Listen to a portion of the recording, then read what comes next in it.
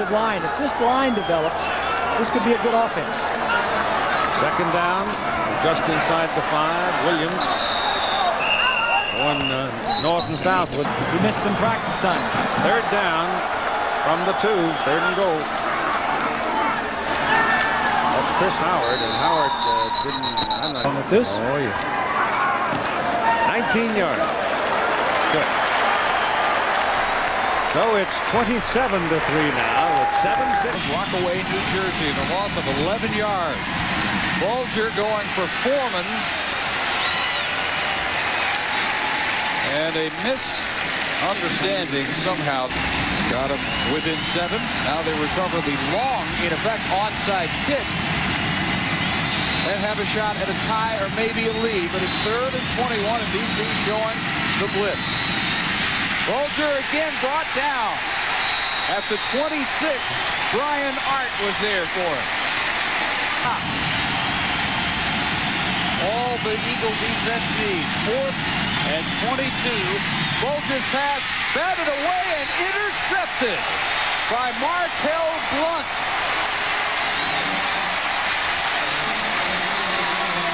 Those memories from 1 week back and post a memorable win if they just hang on here. Cloud covers it up with both hands. Going to be close. Should have the first. He does by a yard. Who achieved all Patriot League status in his final 4 years at Lehigh and has nothing but the warmest feelings towards his former institution. Lance Shaw getting outside, and he's having himself a pretty good football. But see what he's trying to do, just chip it into that far corner, but a perfect opportunity. And, well, I don't know how he missed. Maybe we'll have to ask him that question. Lovely skill. Even drew the goalkeeper off the line. The cross was perfect, but the finish. And a lot of guys had trouble with these guys. Yeah. Baylor in between Colorado and Notre Dame. You better be careful. Bledsoe's pass is too high. It was intended for Chris Anderson.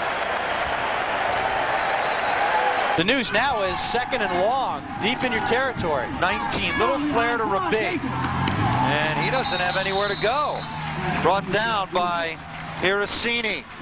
And in West Lafayette, Indiana, with Dan Fouts and Jack Arute, I'm Brent Musburger.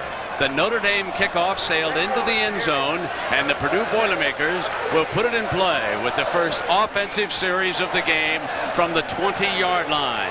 Billy Dicken, the senior quarterback, who was 13 of 35, but threw 2 picks a week ago in that horrendous loss at the hands of Akron, and makes and rolls to the right on first down under their new coach Joe Tiller. Sprints out of bounds at the 24 for a 4. They pass for 39. There is that same play, putting it back in Sutherland's hands, and he zips across the 50 for another first down. Remember his name, Vinny Sutherland, West Palm Beach, Florida, and he can flat out fly. 5 wide receivers. They go to the wide receiver screen, but they also have, when they throw it out there, they've got 2 or 3 guys blocking. I really think Sutherland surprised Ivory Covington with his speed that time. Billy Dicken is perfect so far for 53 yards. We're scoreless. He has moved to midfield. The Irish are shocked a little bit about this opening drive. Now there are 3 wide outs. Dicken starts the motion with his left heel. He'll run the toss to Watson. They block the left side, comes clean inside 35, 30, pushed out of bounds, and they're making inroads against this Irish defense. Series now, 2nd down and 12 for Billy Dicken, who's been impressive so far. Needs to reach the Irish 16-yard line to keep it going. Dicken straight back. Here come the Irish. Set the screen, and it's beautiful. One by Watson. Nothing but green for the end zone. Out of bounds at the 1-yard line. Ed Watson, great call against the Irish pressure.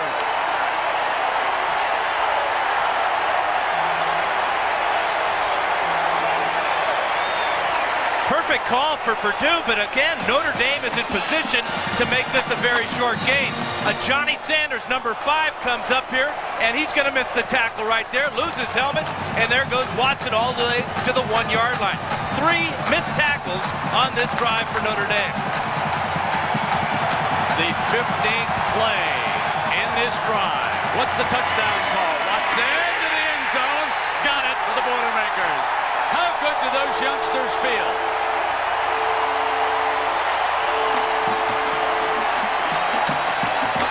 Back to the drawing board on the other side. That was a big-time drive for Joe Tiller's offense. The field's only 100 yards long, Brent. You can't go longer than 99. He got to use it all, partner. They did. What a great drive.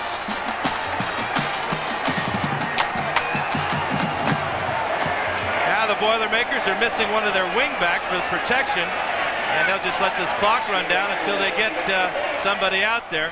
They've got about 10 seconds to snap it. There he comes.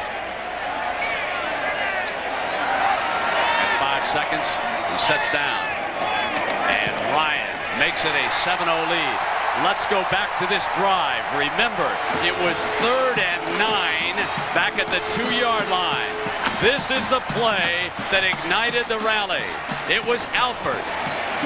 Ran a quick hook, and Dickon hit him for 13 yards and a first down, and the Boilermakers are alive and well. We'll be right back. 3rd down for Lehigh in overtime. They've got to get a touchdown. Braswell, and a poorly thrown ball. Braswell was wide open. Short and deep, the seams in between. That's where Braswell was sitting down in between his own stand ball, just missed him. 3rd and 9. You know, remember, you're in 4-down territory. You got 2 downs to get it back. Now, you've got 4th and 9. This is it. Lehigh's got to get a first down, and the ball game is over. Lehigh has lost, and what a win for Fordham. Not a stretch to say this is the biggest win this program has had in a long, long time. They were 0-11 in 1994, 1-10 in 93, 1-9 in 92, 2-8 the year before that, 1-9 in 1990, and now the first 2 weeks of the season, they've beaten Lafayette and now Lehigh, and they came from 21 points down in the second half to do it. Hand side. Irish are going to run Denson in that direction, and this time more black shirts coming in to make the tackle. Drive coming up. Spencer's been the fullback on this drive, replacing Goodspeed. He gets the call, but they were ready. Wakori, Chuki Wakori, the left end. What will he do this time on 3rd and 4? Hollis fires, incomplete, it was dropped. It's field goal time for... Here comes the 34-yarder. Trying to put Notre Dame on the board.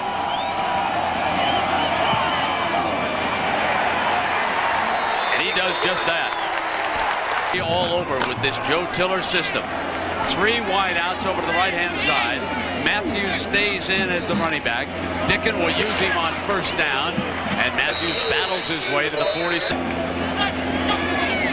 Shotgun look. There's the inside shuffle. Matthews breaks wide open. The play was there all day to the Irish 29-yard line. This Purdue coaching staff has done a whale of a job so far. As the running back, he scored the game's only touchdown. And it's that fake end around. Dickens sells it, incomplete. Defense, they're sitting back watching things instead of getting after the Boilermakers. Matthews returns. Ball is inside the Notre Dame 15-yard line. Dickens starts Matthews out of the backfield to go empty. Dickens gets time. The goal short is Alford. At the 2-yard line, Alford coming to the goal from the right of the formation, and he was short of the end zone. Watson back in at running back. Smashes over the top and short of the goal. A little bit too far to jump on that play, and the Irish eat him up. It'll be 2nd and goal. And goal. Here they come. Got it. Touchdown, Purdue. Watson again. His 2nd.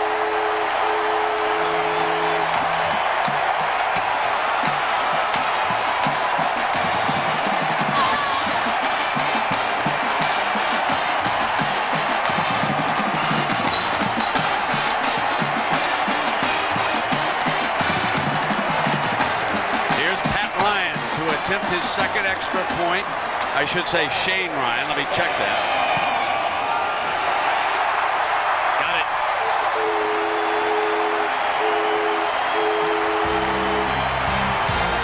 The power of Ed Watson. His second touchdown of the game. It's 14-3 Boilermakers. Willing to take on a new position. He was a strong safety. That may be why he's such a good tackler. Brown's a slot man. Spencer's the lone Irish running back. On third down, the three-step drop. Gets away from the stop. Scrambles for it. And I believe he has a Notre Dame first down. He looks over to see if he got the spot on it. It's going to be very close. They got it. First down, Notre Dame. Kaczynski's the center. Denson and Alley. First down, goes for the goal. Got it. Notre Dame touchdown. Denson. On Dicken, he's had a number of injuries. Can he stay healthy? Not if he keeps getting shots like that. Back into the shotgun on a 3rd and 9 for Purdue.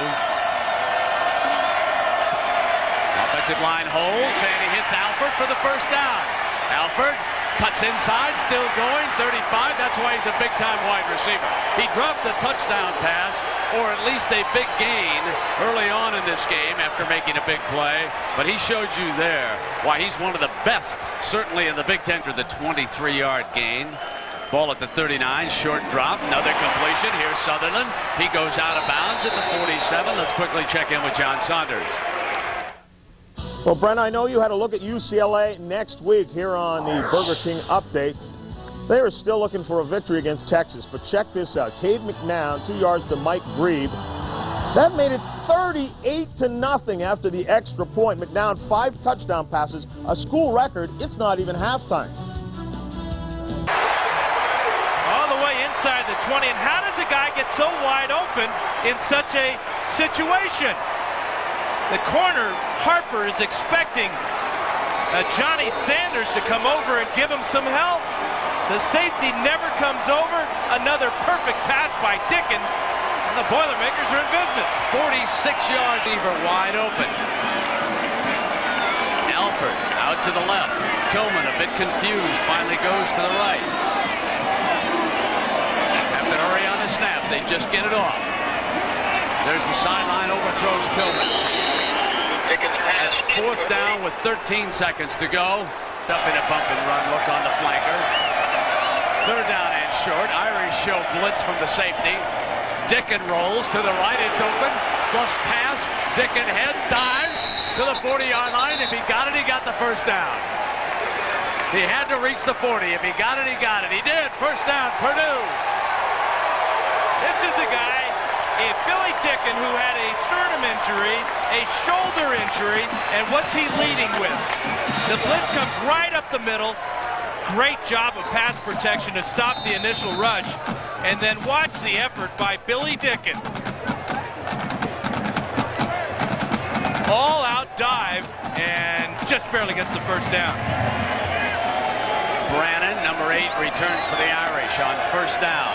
Purdue's ball at the Notre Dame 40-yard line. The toss play to Matthews. He's got an alley. Cut back. Bang. Helmet off as he buries himself at the 33-yard line. Rush is free for the Purdue touchdown. It was Coleman, the big man, number 59, who did it.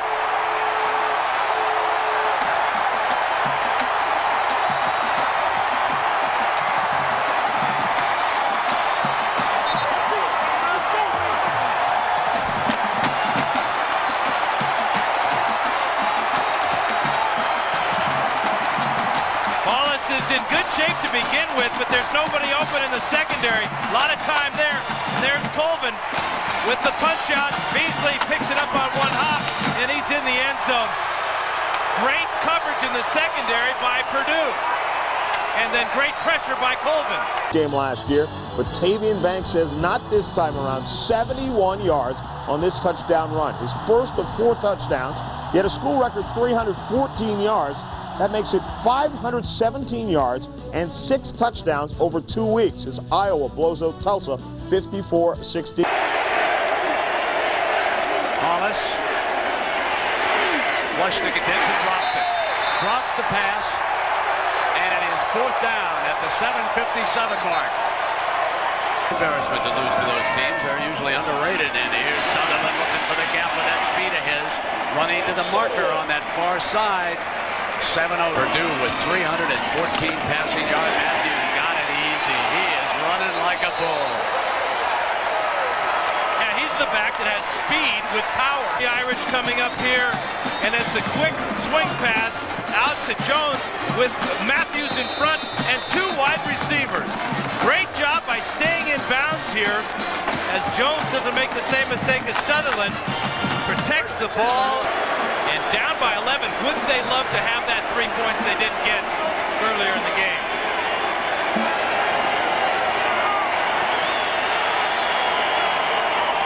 Now Paulus under pressure, fires Spencer, runs for the corner. No! Great play by Hawthorne. What a whale of a game Hawthorne has played at that corner, number 11. He's been outstanding in coverage, but I think his tackling has been most impressive. Former strong safety, number 11, and this is a big man, Jamie Spencer. He chops him down at the 1. Coming down to 2 minutes. Backs are split. Hollis to throw it. Drops it to Denson. Touchdown, Notre Dame. 147. Coach says we're going for the deuce. And a penalty at it. They being the Irish in this situation at 147. You try to get that high bounce and send it over the right. Not going to get it far enough, and that's recovered by Purdue. Boilermakers will get it. He chili dipped it, Brent. He absolutely hit the ground before he hit the ball. And Tolbert runs up to recover 147.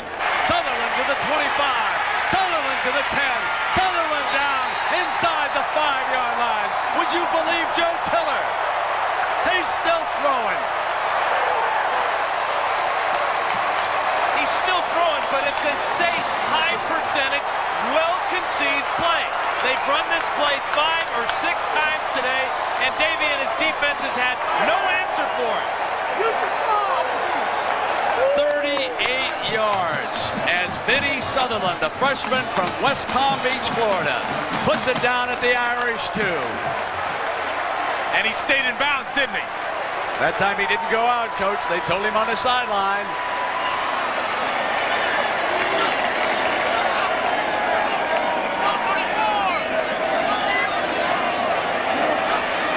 Clock begins. Matthews bangs for the end zone. Touchdown, Purdue! Joe Tiller and the Boilermakers upset Bob Davey and the Fighting Irish.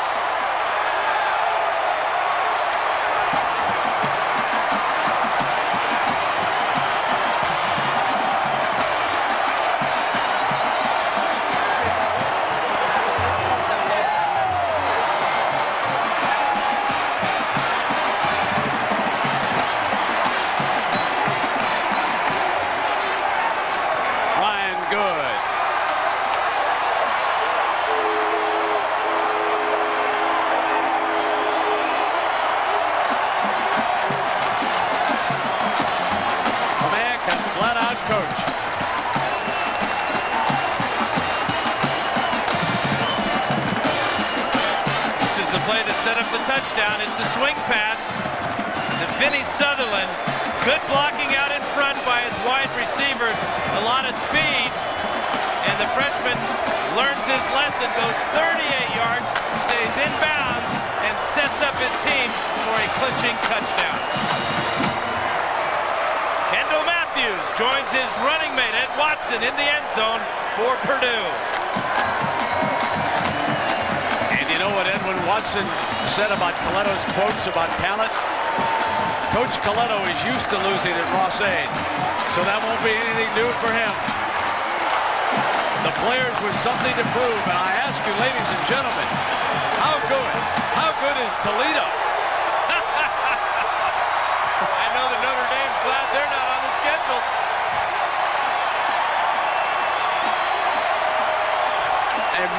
first day for Billy Dickon, our Chevrolet player of the game for Purdue, 26 of 39 for 352.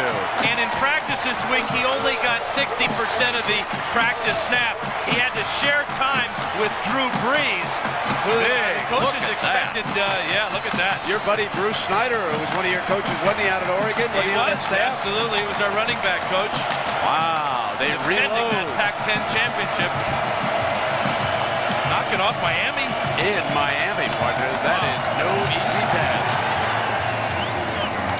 High bounce, Denson. 20-yard line coming up with a 31 in the last minute. Will tick away. Set 28-17, 15 seconds. Barry still banging away here for the Irish. Here it comes. They flood onto the field at Ross-Ade Stadium. The celebration is about to begin. Spoilermakers, one more time. As Davey tells Joe Tiller, great job. Indeed it was. Down we go to Jack. Well, Joe Tiller just got the congratulations from the opposing coach, Bob Davey.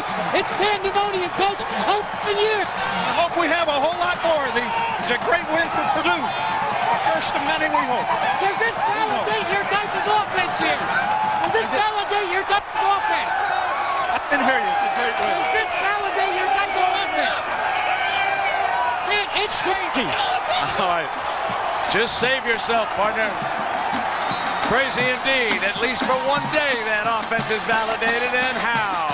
The Boilermakers become Spoilermakers one more time. 28-17 over Notre Dame. So long, everybody. Butterflies. Chance to settle down against a Purdue team that lost to Toledo first time out this year. Jim Coletto, the offensive coordinator at Notre Dame, the former Purdue head coach. Purdue's offense moving along. Billy Dickon to Edwin Watson. 28 yards, touchdown, and the Boilermakers start to believe. No, it set up a Watson touchdown run, I should say. 7-0 Purdue. Now second quarter. Purdue's lead is 14-3. Autry Denton with an answer, a 16-yard touchdown run. Notre Dame's back within 4, but it stays that way to the fourth quarter. Key fumble here. Adrian Beasley, the return for the touchdown, and Purdue goes up 21-10. Notre Dame scored. Onside kick was recovered by the Boilermakers, who go in and score the clinching touchdown. Notre Dame, a 3-touchdown favorite, loses by 11 at West Lafayette. The Irish had won the last 11 meetings between these two teams. The 400th regular season game at the Orange Bowl. Miami taking on Arizona State. ASU up 10 going in for the clinching score, but Michael Martin fumbles. Nick Ward breaks the tackle, and Nick Ward is gone. An 85-yard touchdown made it 16-12. The extra point was blocked. It didn't matter. Arizona State took the ball and just shoved it down Miami's throat in the fourth quarter. J.R. Redmond here from a yard out as Arizona State closes down Miami. Only the second time in 22 years the Canes have lost a home season opener. Check this out. Rushing yards. Arizona State first 3 quarters, 90 yards. In the fourth quarter, 142. ASU still for real. The big game of the big house. Colorado and Michigan. Tough day for Rick Neuheisel. Had to chew out John Hessler a couple of times, but QB couldn't get it going.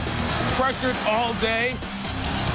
Challenges Charles Woodson in the All-America corner for the Maize and Blue. Comes up with the INT, and Michigan turns it back around after a big pass to Jeremy Tuman on 2nd and goal. Chris Floyd, 7-0 Michigan. Now 10-0 in the third. Brian Greasy was solid to Chris Howard in the end zone. 17-0. Greasy, 21 of 28, 258, and a couple of touchdowns. Hessler's disaster continues. The interception here, one of 4 interceptions of Hessler by the Michigan defense. Wolverines, 426 yards of total offense. For the 5th consecutive time, Michigan takes on a top 10 opponent and wins impressively 27-3. More on that game with Chris Leonkirk in Ann Arbor in a bit. Going on over on the Deuce, Stanford and North Carolina. 2 ranked teams going at it in Chapel Hill. Troy Walters is the Stanford punt returner. They pick up a couple of nice blocks and a very solid return. 50 yards. So Stanford's offense gets its hands on the ball for the first time in the game in great field position. They take advantage. Chad Hutchison. John Ritchie, 11-yard score. The Cardinal leading 7-0. Oscar Davenport comes in, replaces Chris Keldorf, as normally happens early in the game. And for the second straight week, Davenport, the more effective quarterback. Jason Peace for 11. Then Davenport to Octavius Barnes for 12. Same drive, just flip sides. Now second quarter, Davenport to Algie Crumpler. You may remember his brother Carl Lester was a star with East Carolina. That tied it at 7. Then moments ago, Jonathan Linton in from a couple of yards out on third down. Add the extra point. The Tar Heels lead 14-7. 18 seconds left, first half.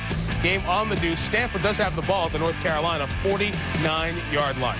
Oh, my goodness. What happened in Austin today? James Brown, the Texas quarterback, warmed up. He couldn't play because of his injury. So it was a tough day for Richard Walton. Jason Brown and Damon Smith, the sack, the fumble, the Bruins recover. They're up 10-0, and they just keep pouring it on momentum-wise. Cade McNown on the very next play. Little one to Skip Hicks. Watch Skip Hicks beat the linebacker. It's a total mismatch down there. Carries a tackler the final 5 yards. You can't tackle him by his helmet. 17-0 UCLA. Later in the second quarter, McNown on his way to a Bruin record day for a QB. Great play fake. Tight end Mike Grieve. 5 touchdown passes in the first half for Cade McNown. That is correct. 66-3. That is the second worst loss in Texas football history. You have to go back to 1904 when they lost 68-0 to Chicago to find a loss this bad. What a performance by UCLA as they bounce back. Much more as we continue on the Buick Century Halftime Report. Chris Lee and Kirk join us in a bit. This is the only touchdown of the first half. Al Clark to Sean Scales. The Hokies lead the Qs by 7. Evening, 1st and 10. Washington State at their own 44. Ryan Leaf, Michael Black beats a tackle, 36-yard gain. Later in the drive, it is Leaf to Sean McWashington, 4-yard touchdown pass. Cougars have added another one. They lead USC 4. And his Temple Owls were all that and a bag of chips. That is until #1 ranked Penn State came along and, well, took the ridges out of their ruffles. You see, former Nittany Lions star, current Bengals running back Kajana Carter, taking part in today's action by watching with no score in the first quarter. That's Stacey Mack with a 17-yard touchdown for Temple. Yeah, they led it 7-0. But with the score tied at 7, former Massbound star Shafi Fields, reverse.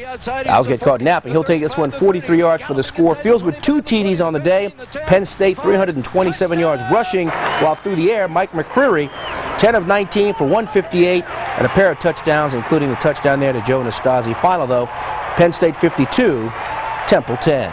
Meanwhile, West Lafayette, Indiana, Purdue Boilermakers pulling off one of 4 top 20 upsets today, leading 12th-ranked Notre Dame 14-10 in the fourth quarter. Adrian Beasley about to scoop up the Ron Paulus fumble right there. He's going to bring it back 43 yards for the touchdown. That made it 21-10. Purdue with the upset, 28-17. Now, checking the rest of the day's top 20 scoreboard, Washington over San Diego State, Florida big over Maryland, Nebraska gets by Central Florida, North Carolina over 17th ranked arch rival Delaware. Remember, they used to be in the Yankee Conference. And last time out, Andy Talley's Cats scored 62 first half points in their season opener against Westchester. Today, Nova jumping out to a 14-3 lead over the Blue Hens, courtesy of this 71-yard TD pass from Chris Bowden to Brian Finneran. Finneran with a pair of TDs on the day. Delaware, however, scored the next 22 points. Ryan Grimm hooking up with Courtney Batts. That's 57 yards, 25-14 Hens. But guess what? Back comes Nova. 21 unanswered points. Bowden here looking for Finneran. But this time it's going to wind up in the arms of Josh Dobin on a deflection. Nova now 2-0 after today's 35-25 victory. Checking some of today's other local action. Army Big O at Lafayette. Final in overtime.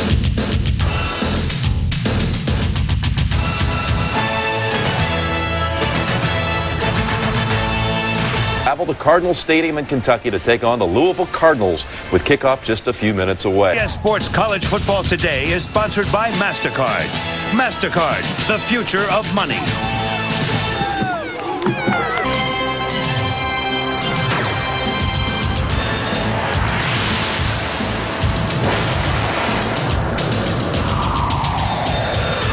NFL Hall of Famer Franco Harris. Heisman Trophy winner John Cappelletti, along with former first-round pick Kurt Warner, have all been a part of the legends of Happy Valley. And the legacy of great tailbacks continues with All-America Curtis Enos. He, along with the rest of the #1 ranked team in the country, look to give Joe Paterno his 3rd national title. But for the unknown Louisville Cardinals, these masked men are trying to spoil the party. Led by the powerful arm of Chris Redmond, they're trying to pull off the biggest upset of the young college football season. It's Penn State and Louisville next on CBS Sports.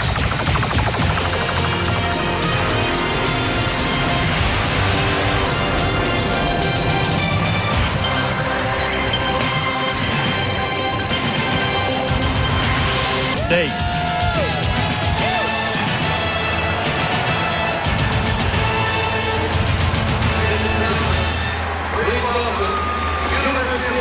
Hello and good afternoon, everybody. Welcome to Louisville. I'm Gus Johnson along with Mike Mayock. Penn State returns 13 starters to a team that went 11-2 a season ago, won the Fiesta Bowl. And I tell you, this year, though, it's different because they're relying on big plays to win football games. You know, defenses are putting 8 or 9 people in the box to stop Curtis Enis. It's forcing Penn State to get more aggressive with their offensive play call. Last week, second quarter score tied. Big play wide receiver Shawnee Fields goes 43 for a touchdown. Did it again for 47 later in the game. Louisville, though, counters with wide receiver Arnold Jackson. Also doubles as a punt returner. He takes this punt against Illinois, 84 yards all the way to the house. And Gus, for them to win, they need big plays from Jackson and Green. And here comes the #1 team in America, Penn State. 2-0, 2 pretty convincing wins against Pitt as well as Temple. And there's their All-America tailback, Curtis Enis. So coming up, the starting lineups and the opening kickoff, Penn State and Louisville. The NASDAQ College Football on CBS. Louisville, Kentucky, the #1 team, Penn State against the 1-2 Louisville Cardinals. Now let's check in with the third member of our team, Dave Logan. All right, Gus, thank you very much. You know, when your team is 21-point underdog to the nation's top-ranked team, you need your coach's best pregame speech. That's what Louisville got just a few moments ago when Ron Cooper said to them, fellas, listen, you have to liken yourself to this sledgehammer with Penn State being the concrete. Now you continue to smash the concrete, smash the concrete, smash the concrete. Eventually you'll get a crack.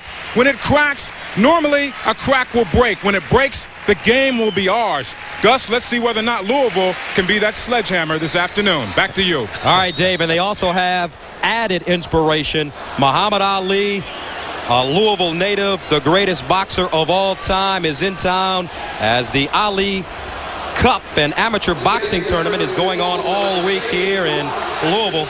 And he is in the center of the field right now. The fans here in Louisville chanting his name as they did in Zaire when he knocked out George Foreman.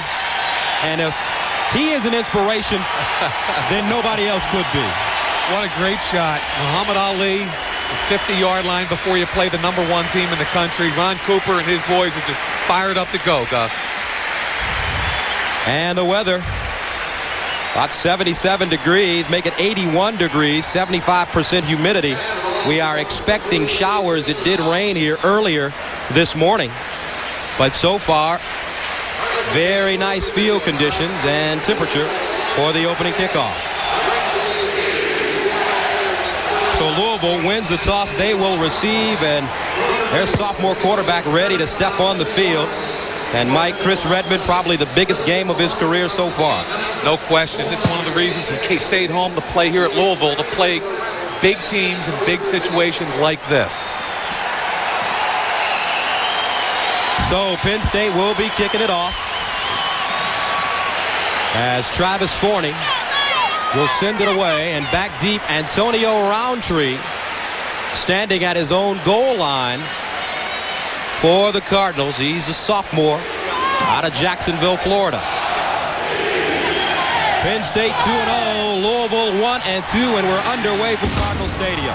And this will be Roundtree. He'll take a knee in the end zone, and the Cardinals will start from their own 20-yard line. And Chris Redmond walking onto the football field. He's a sophomore, Louisville native out of Male High School. And he is a third-generation Cardinal quarterback. His father-dad played here in 68-69. Grandfather Lloyd played at Louisville in 1946. He's had back-to-back 324-yard games. First down and 10 from the 20 for the Cardinals. Starting out with trips, 3 wide receivers and a split back. They're going to be aggressive offensively. And they're starting in the shotgun. Delayed. And here's a shot. Jackson at the 25. Got outside. And will be ushered out of bounds at the 35-yard line. That's a gain of 14 on first down. Jim Nelson forcing him out of bounds. 8th year as a member of the coaching staff. Second down and 10 from the 34. No gain on the last play. Here's Redmond again. Under pressure over the middle. And it's complete. Jackson with the catch. He'll steam towards the end zone. And Louisville coming up with the big blow on their first drive.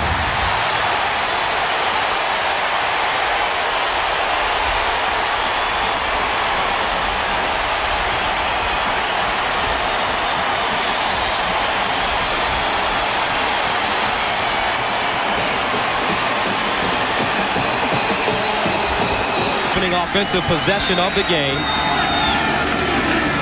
And they fake the reverse. McQuarrie going up top. He's got Juravicius with the catch, and Juravicius scores. No flags on the play.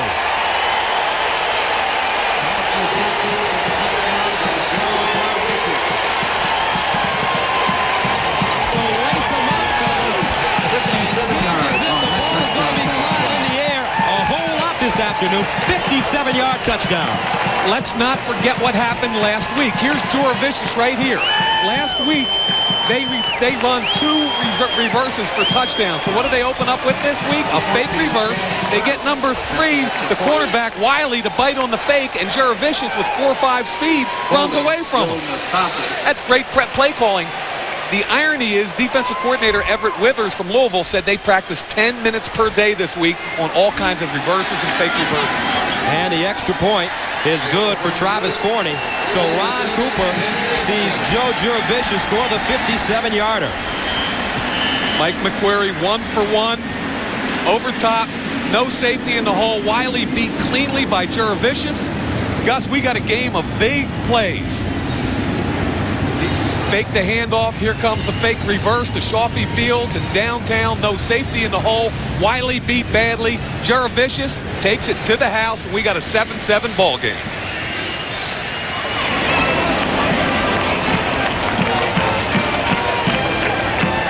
On UCLA and went up early on USC. And in the middle there, surrounded by Mike Price, who does call the plays on the sidelines, is a very talented quarterback, a guy that many people will feel may be playing on Sundays, next year. Despite being a junior, he's out of Great Falls, Montana. He's had big games, 381 yards against UCLA, 355 against USC. Washington State without a tailback. It's a 5-receiver set. It's the Fab Five, as they call them in the Northwest. And Leaf will go to work early on. Over the middle. Got his man, and it's a catch. It's McKenzie. Kevin McKenzie. He'll go. He's 10. He's touchdown. Washington State. 80 yards. A quick strike from Ryan Leaf to Kevin McKenzie. Well, you said it. We talked about how they have the ability to strike right away. They spread the field. They make sure they get the matchups they want. And then Ryan Leaf sits in the pocket and picks the guy out he'd like to have. And that time, it was McKenzie. Jim Lavery, the left-handed freshman, get a few series as well. I think you'll find Ron Turner asking his quarterback Hoekstra to be more aggressive and to make more plays down the field with their wide receivers.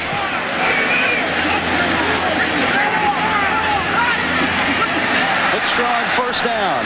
No flags.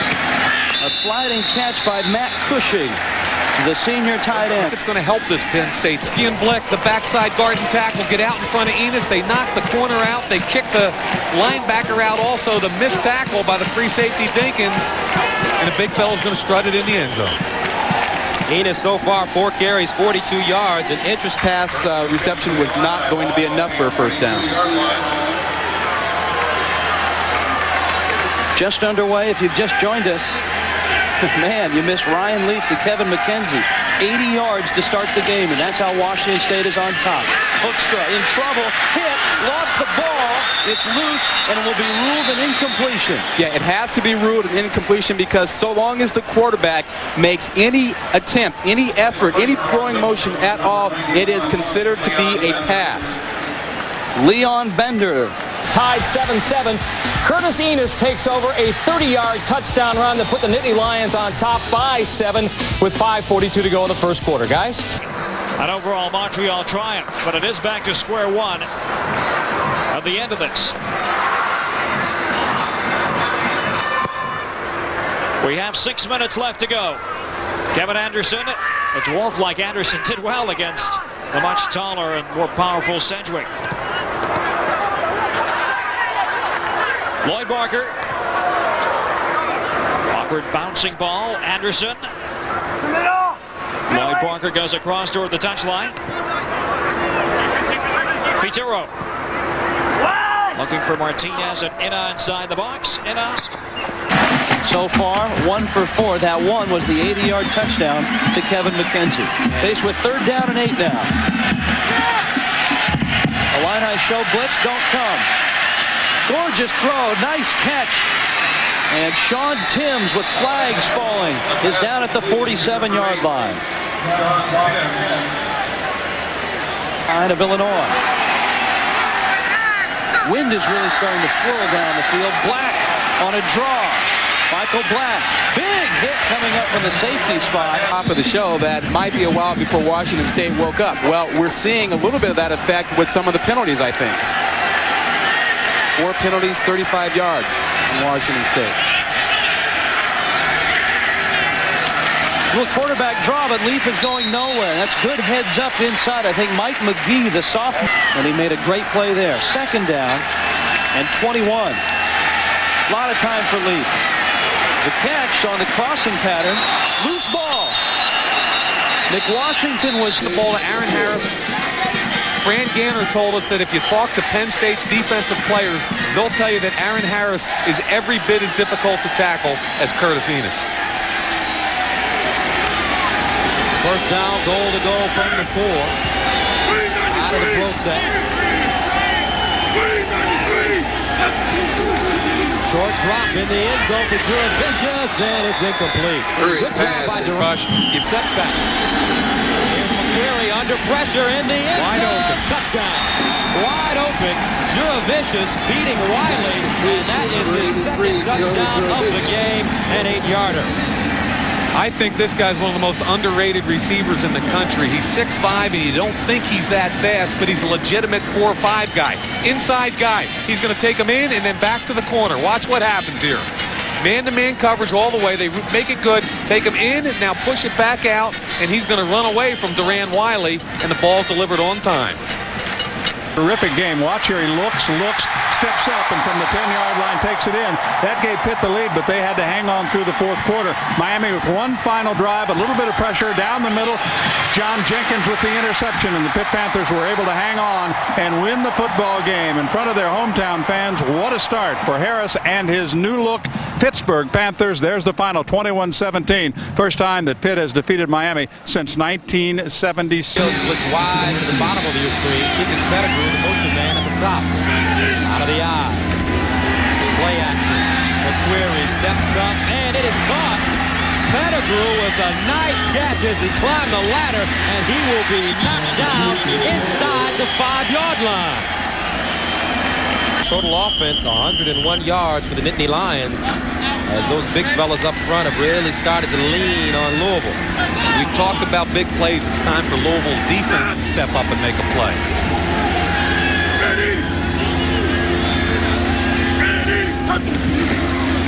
Enos. Touchdown, Penn State. That's running downhill. That was easy.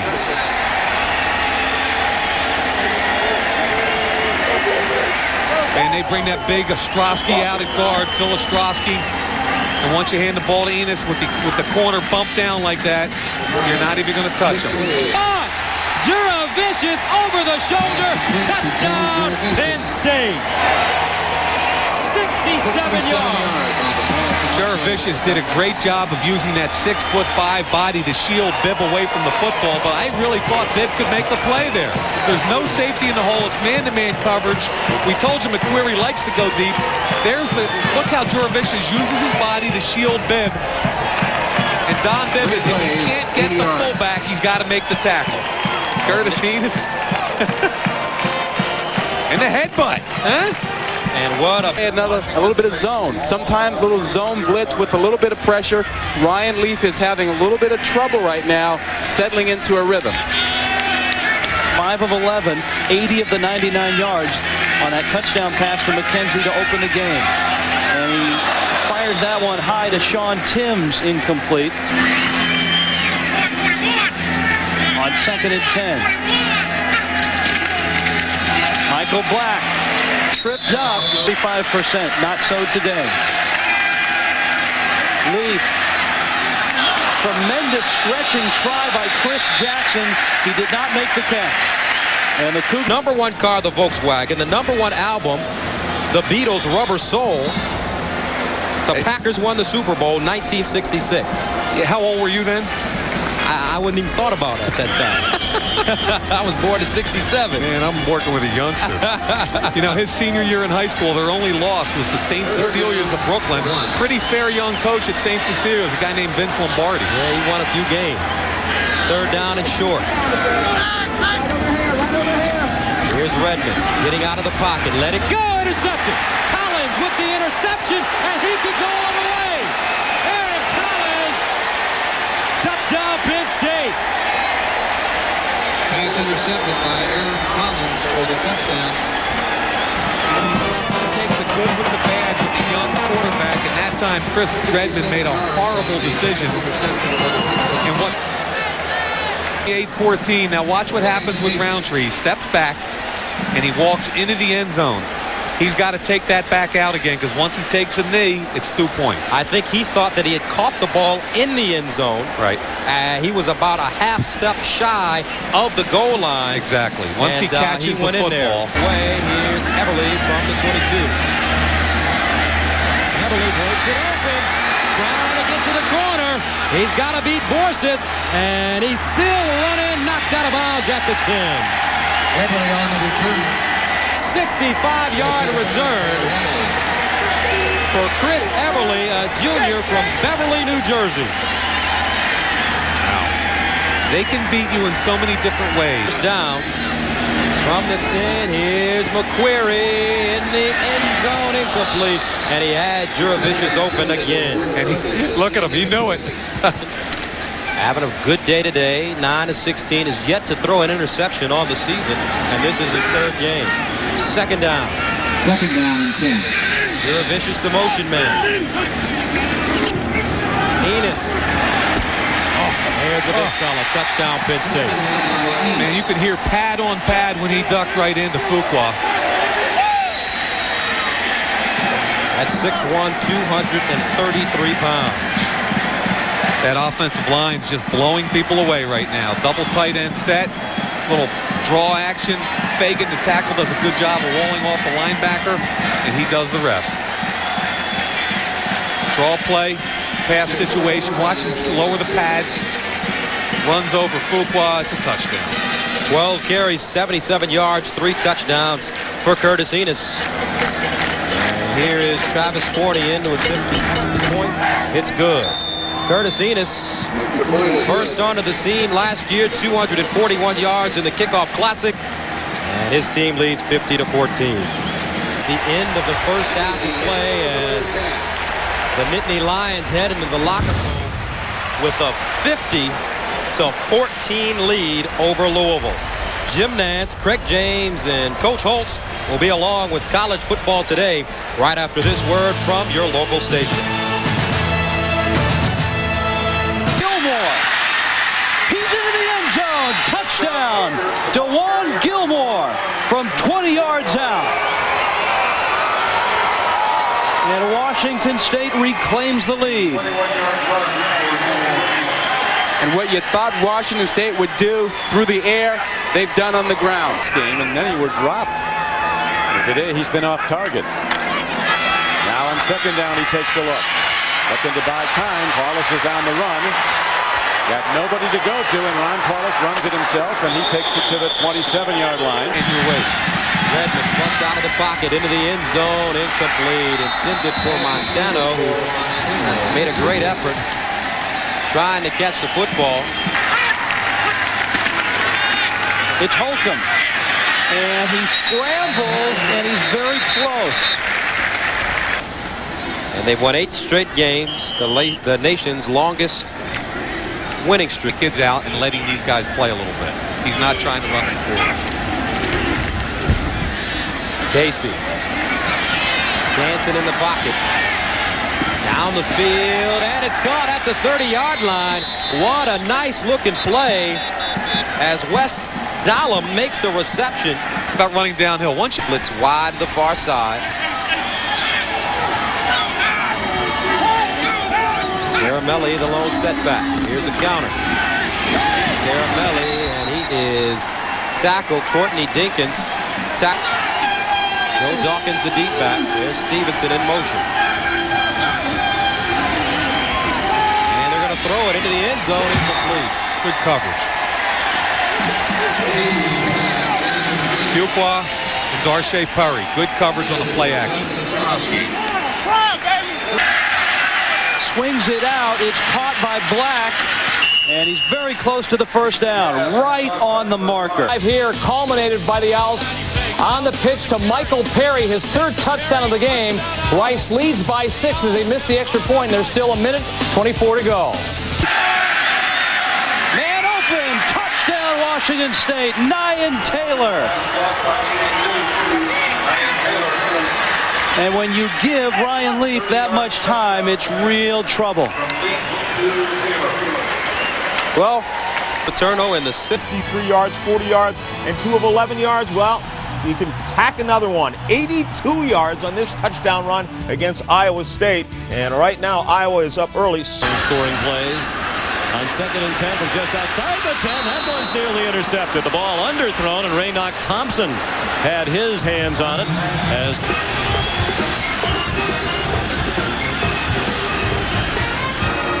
the numbers we were talking about from a year ago. First and total. 2 tight ends and 2 wide receivers into the game as Johnson works out of the shotgun. Johnson to the end zone. Touchdown! Jamie Richardson.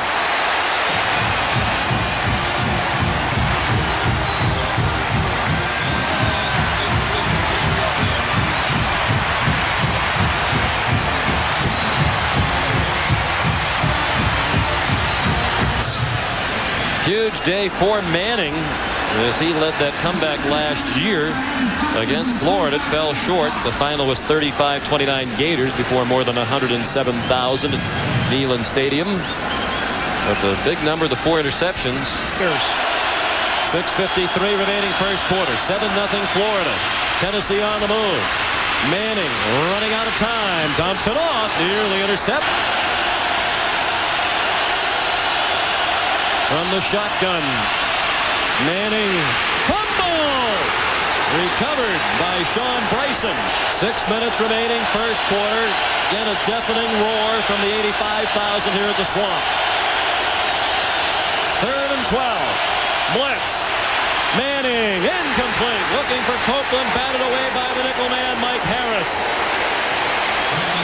Directly in, so Matt Beach and Jeremy Gonzalez should be aided by the wind today. It's a pitcher's day here, as you say, and also with the shadows that could have developed, it could be very much a pitcher's day to see the weather conditions. Our national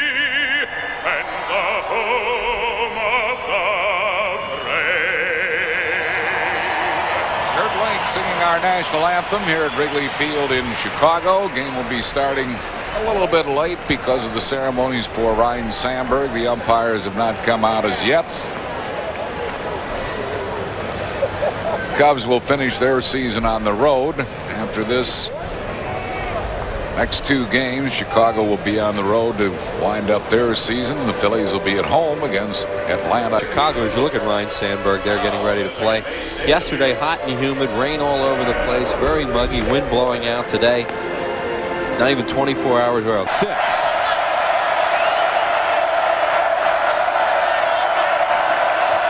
Schultz gets time, takes a look, makes a throw, and the completion. A terrific play by Michigan State as Gary Scott coming off the flank. 10 yards of track. Right. King firing, completing to Adrian Burnett. Can he get out of bounds? On a second effort, he did.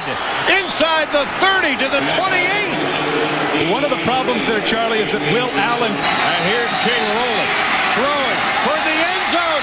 Tipped away at the last minute. The intended receiver, P.J. Franklin.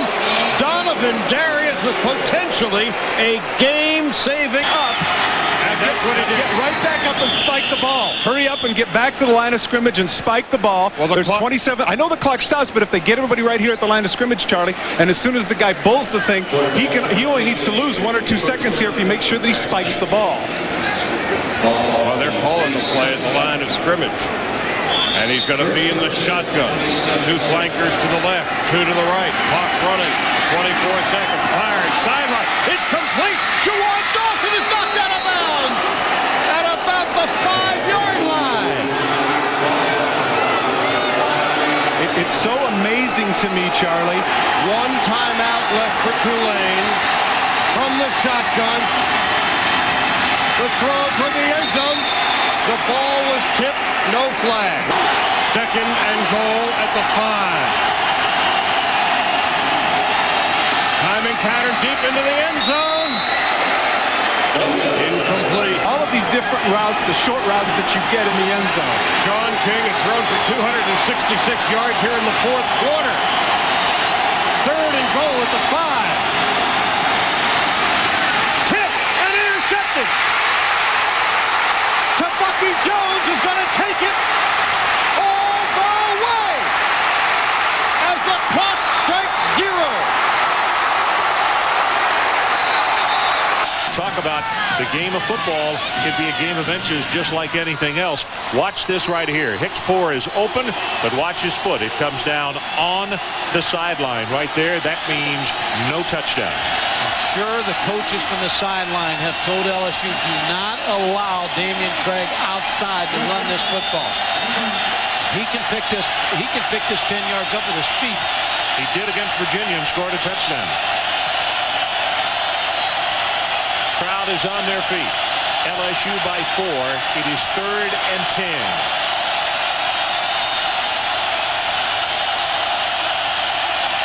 Got what they won with Hickspoor. Right over the middle. Karsten Bailey lost the football. Incomplete as he got hit by Rayon Hill. Now, Ron, tough decision for none other than Cecil. He'll hit his horn, and here he goes. Yep, that's it. Nothing to the right side. Fights it to the left. He has the first down. Ricky down and a long 5 for the LSU Tigers. Now, keep in mind, in the West race in the Southeastern Conference, Alabama was shocked today in Tuscaloosa. This game is really huge for both teams. Whoever wins it has an outstanding chance of heading on to win the West, or they at least are a front runner. Without a doubt, Ron, if I was LSU, I'd spread them out and I'd put the ball in Mealy's hands here. Try to run for this first down. Auburn needs a stop. They still have 2 timeouts. Well, they faked the run. Tyler going to run it, and he missed it. He is at the 40-yard line. They're a yard short. Here he is right here. That's a linebacker chasing Hickspoor with a safety behind him. Good catch. Tried to strip it. 21-yard reception. So the ball spotted at the 41-yard line. That's where he lost it. Poor now, 4 catches, 84 yards, and of course, 1 touchdown back in the first half.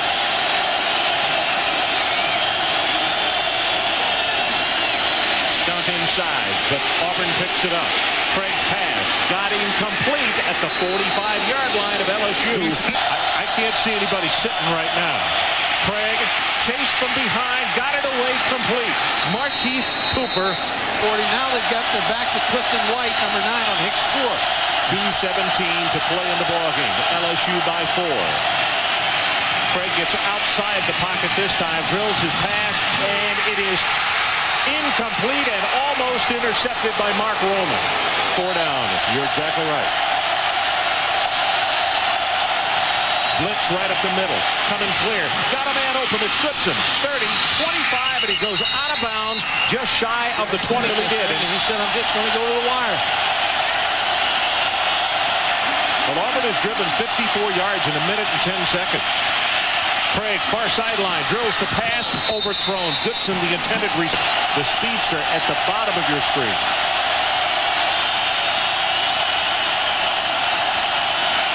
Here comes the blitz. Craig gets outside, drills the pass, and it's overthrown. And now a late flag. Oh, it's just taken off to the football.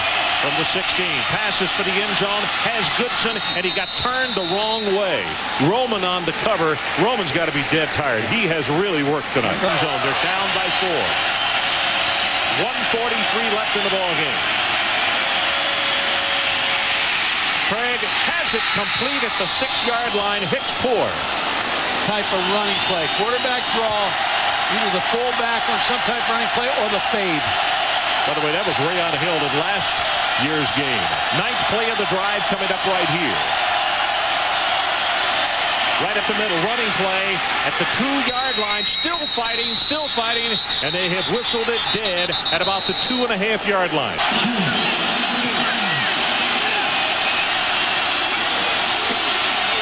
Williams, touchdown Auburn.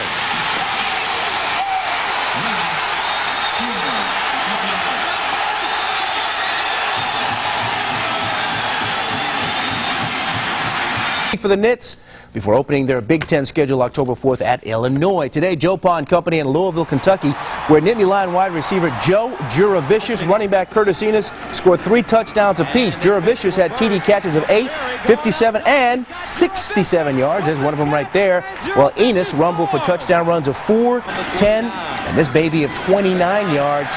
You're not going to stop him from behind or from front once he gets ahead of steam going. And how about one for Aaron Collins of Cinnaminson, who returned an interception here, 57 yards for a touchdown. Penn State lambaste Louisville 57-21. Their record again now 3-0 in the early part of the season. Now, last week, the Nittany Lions toppled Temple 52-10, so you can understand why odds makers made the Owls a 23.5-point underdog to 18th ranked Virginia Tech tonight. That's right, Ron Dickerson and company hosting the Hokies at the Vet this evening. Owls trailing 7-3 second quarter before Elmarco Jackson found a bit of nightlight and ran to it en route to the 55-yard touchdown run. And guess what? 10-7 Temple. This game was tied at 10 in the third quarter when Tech's Ken Oxendine picked a handful of his 160 rushing yards on that touchdown run to make it 17-10 VTU. Owls fumbled away a pair of scoring opportunities late in the game. They fumbled at the Tech 22, and they fumbled again at the Tech 7. As a result, Temple loses 23-13, but blows the lid off their 23.5-point spread. Checking some of that one, well, all Villanova. Big day for the quarterback, Chris Bowden. First player in Nova history to throw for more than 300 yards in consecutive games. Plus, he threw a 30-yarder there to Josh Dolbin and a 16-yard toss here to Camaro Augustine. He had 3 touchdowns on the day. He's only a freshman. Nova now 3-0 as they win this one 34-14. Fall on Saturday. Number 3 Florida looked impressive in their 33-20 victory over Peyton Manning and the Tennessee Volunteers. The Heisman hopeful did throw for 353 yards and 3 touchdowns, but was picked off twice. He has never beaten Florida. Gators are rolling at 3-0. In the other feature match on Saturday, number 6 Nebraska dumped the second-ranked Washington Huskies 27-14. Quarterback Scott Frost scored on runs of 34 and 30 yards. Nebraska racked up 384 yards on the ground. Crimson Tide fans were sent home shocked after being handed a 17-16 loss by Arkansas. Clint Sterner fired a 29-yard touchdown pass to Anthony Eubanks with under 2 minutes to play. The Razorbacks have cut down Alabama 2 straight on the road. Michigan State slammed the Fighting Irish of Notre Dame 23-7, and for the first time since 1986, Notre Dame is under 500 at 1-2. Mark Renault and Cedric Irvin totaled 303 all-purpose yards. Number 1 Penn State ran roughshod on Louisville 57-21. They've won 19 straight over non-conference opponents. Nittany Lions are 3-0. Elsewhere, Bobby Bowden gets his 200th victory at Florida State. North Carolina blasted Maryland. Ohio State stopped Arizona. Michigan thrashed Baylor. Only 1 for Winston, 2nd and 22. Alford in double coverage at the 40. And that's good for 10. Bill, so often we think of that particular injury as being an AstroTurf injury. It can happen here on grass. Than you are on I-7. Got to get just inside the Boiler 20. Hughes for the tight end Stewart. And Joel Stewart is stopped a yard and a half shy. 2 for 2 so far today. This one into the breeze, but just as good as the first two. And Goins continues to be all the scoring that the Cats have been able to muster.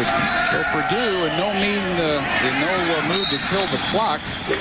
Going to Winston, who goes out of bounds. Short pickup, a minute 18. Pulling. Winston again scrambling to get out of bounds. He has a first down to the 36. And Winston has really overshadowed the headline maker coming into today, Alford, who's been held to just 2 catches for Winston, 7 for 61 yards in this first half, including a touchdown. The way the offense works is that you don't select a specific individual. This is a look off. Dickon looks to the right, turns back to the left, and hits Winston. And people thought he was hit late out of bounds by Blackman, but that was not the case. Dickens spun around and sacked at the 35. We saw a lot of him, and West Virginia saw even less. Way too much. They saw his backside as he ripped down the field and just had a marvelous day. That sack that Anwan Jones just pulled off for Northwestern is the first real pressure we've seen from them. 12 of 18, not a whole lot of yards, 99. But they mixed in the run very well. Here's Alford inside the 45 of the Cats for 20. On just his 3rd catch of the day, a step ahead of Josh Barnes' coverage. That's a timing route. That's the kind of thing that only comes after several hundred repetitions of Dickon and Alford working together. Number 12, number 80. Another 3-step drop. Guns it again. Alford near the 20. Basically the same pattern end result. This one goes 22 with 51 seconds. And the Boilers will use their second timeout. A 5-point lead, but looking for more. To gain all the movement that he expects out of that costume. He was really struggling. Incomplete as Hughes ends up on his back, pressure by of the offensive thinking. But they hit 4 of those. All in that middle zone. This catch by Willie Tillman, juggled it a bit, but hangs on. First down, 34 with a tackle by Kyle Sanders, 13-yard pickup. Kicking questions all year. Andy Payne hits his 4th field goal of the day. IU by 2. Wisconsin has the ball at the Indiana 46 with 1 timeout and 37 seconds left. Kickoff. It's kind of what we expect. Fired 4th and 15, and Wisconsin and Mike Samuel pick up 21 yards. The huge first down. It sets up Matt Davenport, 43-yard field goal. It may be a soft 4-1, but Wisconsin is 4-1. They beat Indiana by 1. So Brian LaBelle and Paul Janis with their hands full with these 2 fast defensive ends. Draw play, Autry. Adrian Autry near midfield. Great call. Last carry by Autry gets him to 131 yards for his day. Mostly second half after his sprained ankle late in the first half. Underneath is Musso. Brian Musso spinning near the first down marker. Minnesota, Michigan State, Ohio State. But that's the last time they have strung together 3 in a row. And this one began with Joe Tiller's first home win ever over Notre Dame. Well, this Purdue team has played with a kind of a controlled frenzy, as if possessed, as Coach Meyer indicated, the Northwestern coordinator, and it has paid off. Notre Dame, Ball State, now Northwestern. Matthews for a first down, who going back to his Wyoming finish has now won 16 of his last 19 games. That's impressive no matter where you're coaching. Well, his offense is getting a lot of attention, but I think his demeanor, his discipline, and his sense of humor, frankly, has kept this team loose and gotten off to this great start. That'll do it. They end a 3-game Northwestern win streak in this series. Gary Barnett says 2-3. Not what he had in mind to begin this season. 3-1 for Joe Tiller and the Boilermakers, who win today 21-9. Big days by Rose and Matthews. And a key touchdown by Alford, punctuating the victory for the Boilermakers. Now for Bill Curry and Dave Ryan, Dave Barnett, this has been a presentation of ESPN, the worldwide leader in sports. Now let's go to Chris Fowler for the Residents Inn College Football Scoreboard Show. Fellas, thank you very much. Dare to dream, the Boilermakers, perhaps in a bowl game. They're off to a good start. Lee Corso and Kirk Herbstreit join me. 3rd and 6. Achilles Smith. Kevin Parker. Nice move there. 21-14 at this point, Stanford. Later in the second, 3rd and 10 for the Cardinal. Hutchinson. Play fakes, finds Troy Walters. 30 yards and a touchdown. Hutchinson, 4th touchdown of the first half. 35-14 Cardinal. Jason Moss now finds Pat Johnson. 47 yards and a touchdown. Moss threw for 5 TDs in the game. Oregon down 35-28. Chelsea Clinton, welcome to Stanford. 4th quarter, Stanford ahead by 7. Mike Mitchell goes up the middle for the score. Capped 17 straight running plays. 56-42 Cardinal. 1:40 to go. Latimer surges between the tackles. Touchdown. 56-49. Stanford in front. Onside kick. Not executed properly, out of bounds. Oregon, though, did have one last chance on their own goal line. Moss sacked in the end zone. Safety. It finally ends. Stanford wins 58-49. Hutchinson, as I mentioned, 4 touchdown passes. Oregon's Moss had 5. Alexander will be picked off by Jawan Cherry. ASU intercepts 3 passes in the game. They hold on to win 13-10. Sun Devils win, even though they commit 14 penalties, turn the ball over a total of 4 times. Second straight tough loss. Skip Hicks. He's not skipping, he's running. 19 yards, second TD of the game. 14-0 UCLA. Now 20-0 UCLA. Trunk candidate. I don't think he's a candidate after this anymore. He's in office. 67 yards for the TD. He's running awfully fast. Arizona down just 6 at the half. 3rd quarter, candidate the costly fumble, recovered by Sean Williams at the Arizona 17. That leads to Hicks. 4th touchdown of the game, and UCLA goes on to win by the score of 40-27. Hicks now has 13 TDs in 4 games this year, and 42 TDs in his career. That's a new score. For the 15, Ron Powlus with the pass to Bobby Brown makes the great catch. 7-0 Notre Dame. They led 14-7 at the half. Second half of the second play, or second play of the second half. Either way you want it. Bob Gracie, the slant. And his son Brian finds Ty Streets, who breaks it open. 41 yards, game tied at 14. Would have really been something if Bob Gracie had thrown it. Michigan's next possession, 2nd down, and Chris Floyd gets some blocks. He's in 21-14 blue after a Michigan fumble. Irish 3rd and goal from the 9. Ron Powlus chased out of the pocket, fires it low. It's picked off by Tommy Hendricks. After another Michigan turnover, Bob Davie faced with a 4th and 2 from the Michigan 20. 3:30 left. Oh, no. The defense stops Autry Denson at the line.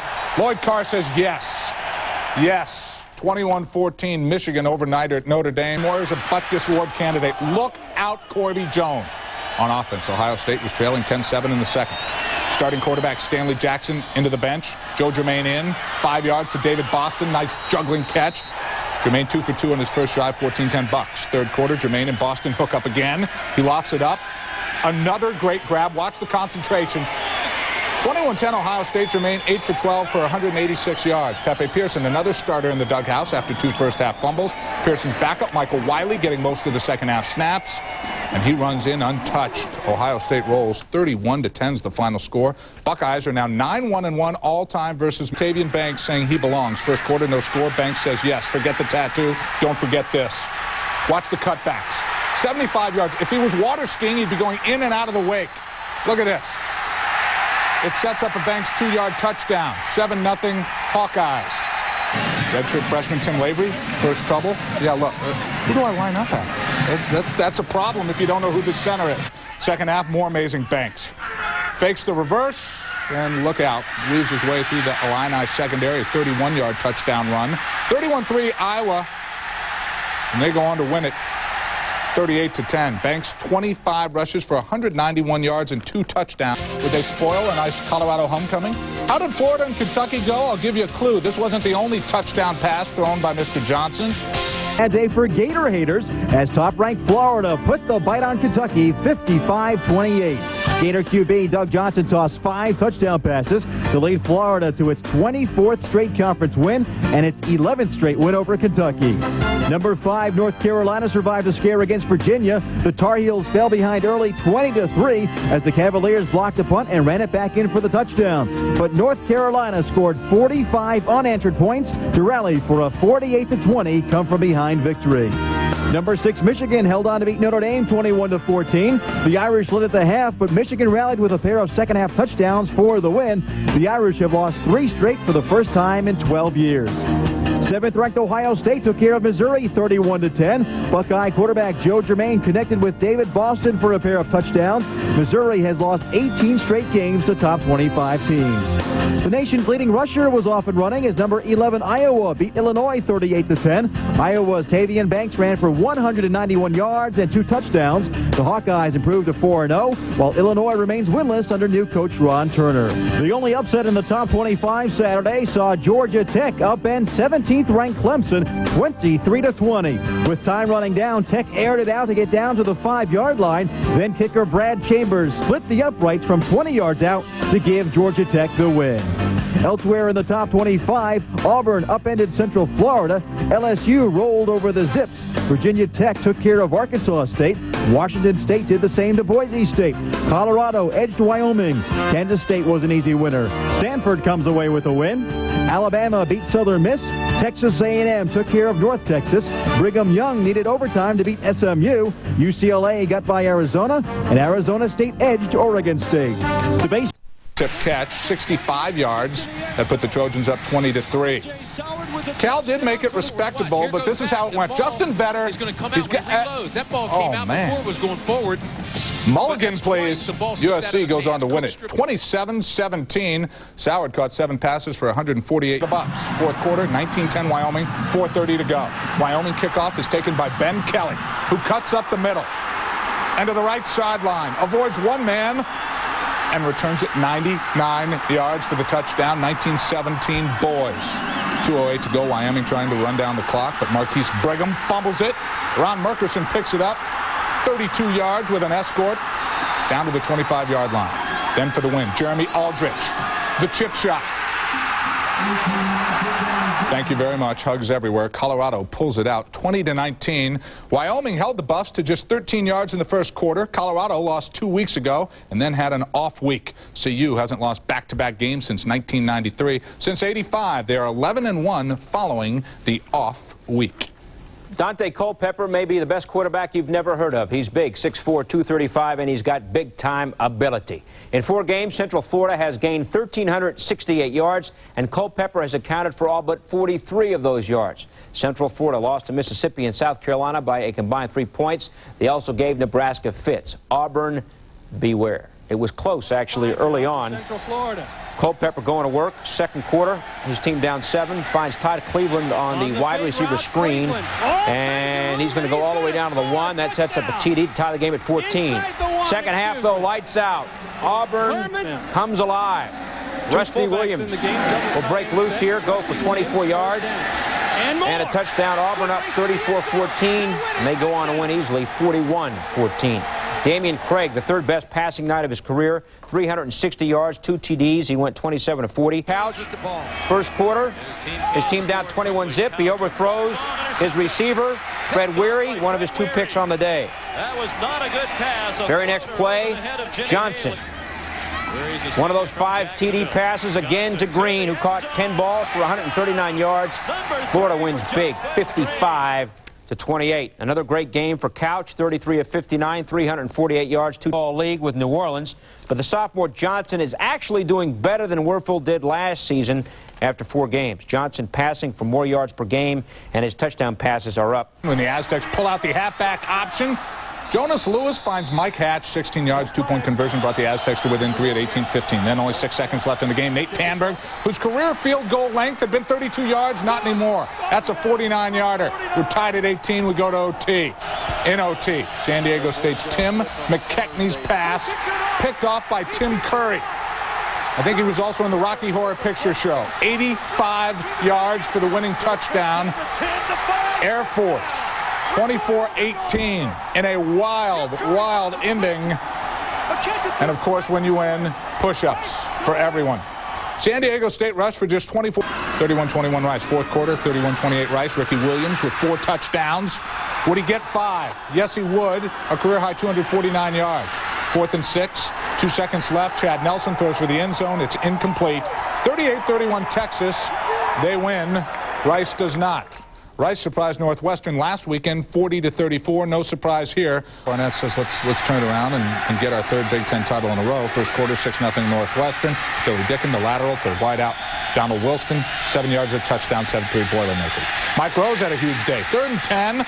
Tim Hughes drops back, and he's picked off by Rose. 20 yards for the touchdown, one of 3 interceptions for Rose. 3rd quarter, more Purdue. Dickin hits Brian Alford on the quick slant. 5 yards for the touchdown, and Purdue wins 21-9. They win 3 straight for the first time since '84. Kendall Matthews contributed a career-high 152 yards on 22 carries. Adrian Autry led the Cats with 130 yards on 24 carries. The Thundering Herd of Marshall versus Ball State. We mentioned Moss in the tees. Here's why. First quarter, Chad Pennington finds him streaking down the left side. Look out. 58 yards. Marshall missed the extra point. They lead 6-0. Later, more Moss. Look at the leap. 14-0 Marshall. 3rd quarter, Marshall up 21-16. Pennington hits Moss on the fade for touchdown number 3, 28-16 Herd. Minutes later, it worked before. Why not try the fade again?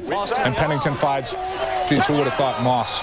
Pennington threw for 6 touchdowns, 35-16 Marshall. 4th quarter, the fade again. Pennington, Moss.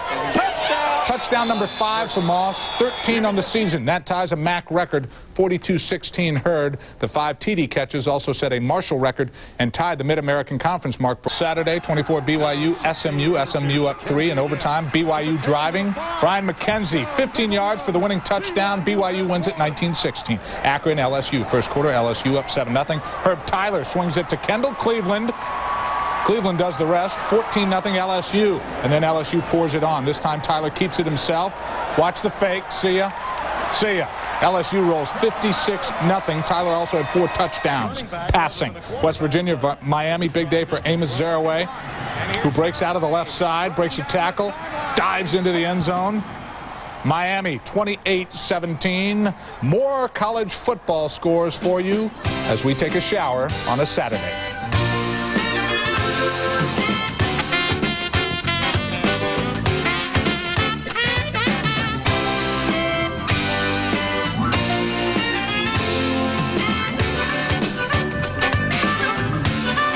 Jermaine Fazan for Oklahoma takes the pitch. 57 yards coming right at you. He had 151 yards in the game, and Oklahoma wins. Final score in this one, 35-14. So Ryan Leafman, the Cougars, really had to work very hard to get that first overtime score. Kicked the extra point, 35-28 they lead. Arizona tries to answer. 4th and 14, pass interference on Lawan Gibbons. New life for the Cats. Arizona 4th down again, 4th and 2. Ortez Jenkins throws. Rodney Williams the touchdown. Washington State leads by 1. They don't kick the extra point, go for the 2 and the win. And Jenkins is denied by Gibbons, his high school teammate. Washington State goes to 6-0. Of course, you cannot advance a fumble forward on 4th down or a try for point. That's why that fumble through and through. An SEC record, 41 completions. Under 3 minutes left, though. His team is down 10. Craig Yeast, again, on the business end of a couch touchdown pass. The extra point was blocked. 4-point game after a failed onside kick. Robert Edwards, the exclamation points.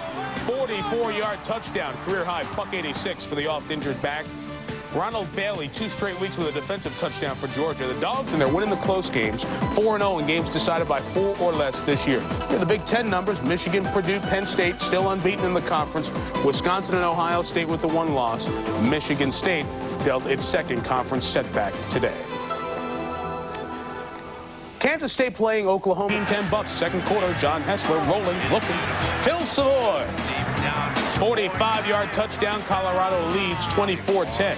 After a Texas score, James Brown, disastrous day. 3 completions to Texas players. 4 completions to Colorado players. That means 4 interceptions. Touchdown there for Ryan Sutter, 31-17. Here is the 4th interception by Brown. Terrell Cade returns it to the 15, set up a field goal, and Colorado goes on to beat Texas 47-30. So Colorado's 2-2. Texas falls to 3-4. Same spot where they were last year when they went on to win 5 in a row in the loss. Ricky Williams playing like the teams in Iowa. Look at this. Williamsburg, Virginia.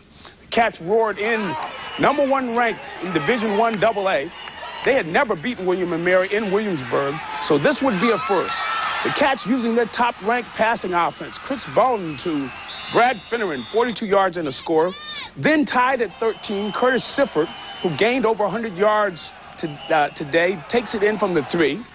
Villanova hung on to win 20-13 and goes to 7-0 on the season and remains #1. The Temple Owls went down to Miami and got blown away by the Hurricanes.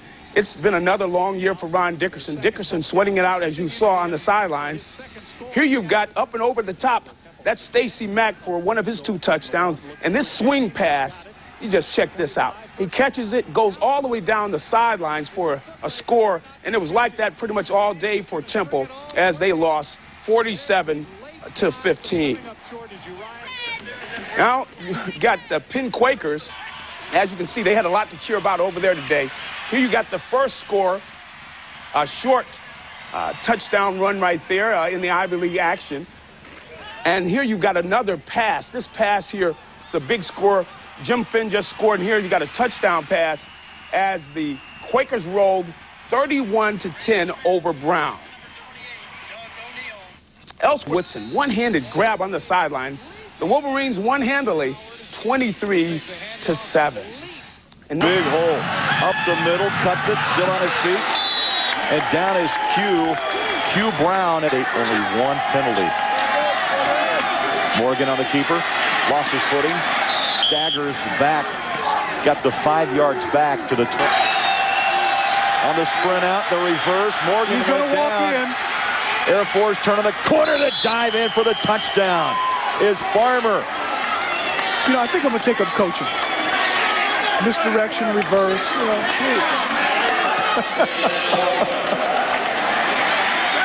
20-19 Air Force. The pitch play, Q Brown in. That looked too easy. 22-19. It's a 3-point game as they look at Farm. Burst right up the middle. Look at that. Talk about daylight. Nothing but open field. You nice moves. Cut back 1. Cut back 2. He's gone. A lot of diving into the end zone. That seems to be a theme today. Bama up 29-20. Ole Miss attempting the onside kick, but Fernando Bryant foils their plans as Bama hangs on for the 29-20 victory. So Mr. Chad O.J. carried the team with 5 strong innings on the mound. He also drove in a pair of runs to help his own cause. Game 7 is Sunday. That means you Bear and Dolphin fans will have to wait till Monday. In college football action, #1 Nebraska beat Kansas for the 29th straight year, 35-zip the final. Quarterback Scott Frost rushed for 121 yards and 2 touchdowns. #3 Florida State avenged its only ACC loss against Virginia by blowing out the Cavaliers 47-21. Thad Busby connected on 3 touchdown passes. #5 Michigan and 15th ranked Michigan State went toe-to-toe, and the Wolverines come away with in-state bragging rights 23-7. Michigan's defense picked off 6 Spartan passes. #9 Ohio State swept past Northwestern 49-6. Joe Germain tossed for 3 touchdowns. Fat Bay Pearson tallied 2 scores on the ground for the Buckeyes.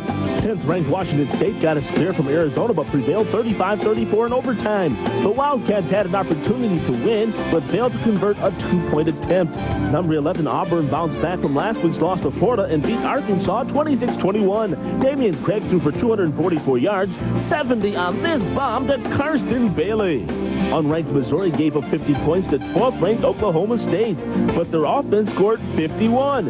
Tigers D came up big in overtime by stopping a Cowboy two-point conversion attempt. Number 13 UCLA, they got past California 35-17. Quarterback Cade McDowell became the Bruins' career passing leader. He tossed for 2 scores and has a career total of 6,261 passing yards. The 16th-ranked Georgia Bulldogs scared off the Kentucky Wildcats by 10, 23-13. Robert Edwards ran for a career-high 186 yards and 2 touchdowns.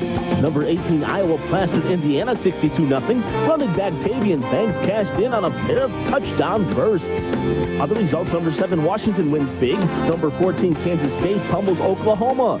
Texas Tech upset Texas A&M, ranked 20th, 16-13. West Virginia ranked 21st, top number 19 Virginia Tech 30-17. The Fighting Illini lost for the 13th straight time. 24th ranked Toledo rolled over Bowling Green, while Alabama posted a mild upset over Ole Miss 29-20. His first win of the year after an 0-7 start. Nick Miekemeier's extra point wide left. Pittsburgh's John Parker, high snap to holder Joe Holland, ruined another attempt. Chris Forensic does get a good snap, hits the right upright. Forensic again, wide right. Miekemeier again, you guessed it, wide right. Feel a theme to this one? Forensic, 4th time's the charm. No, it's not. It was blocked. 6th missed extra point of the game. Onside kick bounces around, recovered by Allen Davis as Rutgers ball. They were down 8 with 2 to play. Now 50 seconds left. The backup quarterback, Brendan Edmonds to Joe Diggs. Touchdown. Rutgers has to go for 2. Edmonds rolling right. Hits Andy Holland all alone, sends the game to overtime. The homecoming crowd marches to the other end of the stadium for double overtime. Pete Gonzalez to Jake Holford, 3-yard touchdown pass. Rutgers trying to send it to triple overtime, but Edmonds' pass is high and incomplete. The Panthers win 55-48 in double overtime. How about 6 extra point misses in the game? So much for it being automatic. Gonzalez through scoring tosses of 1, 2, 6, 25, 26, 50, and 68 yards. That's right, 7 touchdown passes. He breaks Dan Marino's 16-year-old Pittsburgh mark. He also threw for 470 yards, another school record. Rutgers has now lost 11 straight. Well, Northeastern beat nothing. Dwight having a magical day, getting the punt, finding the seam, and going 92 yards for a 4th career punt return touchdown, tying a Big Ten record. Iowa goes on to win this one 62-0, the worst whooping in this series. 80. Spartans zone 9, 12 plays later. They've gone 62 yards and taken nearly 4 minutes off the clock. Sean Green to the far side. 5 potential wideouts. Now to back in the backfield for San Jose State on 4th down and 2. Odell connects. Oh, what a gutty call. Gabe Payne made the reception. Back. So he wears the visor for protection. 16th play. Odell out of the pocket, throws, touchdown.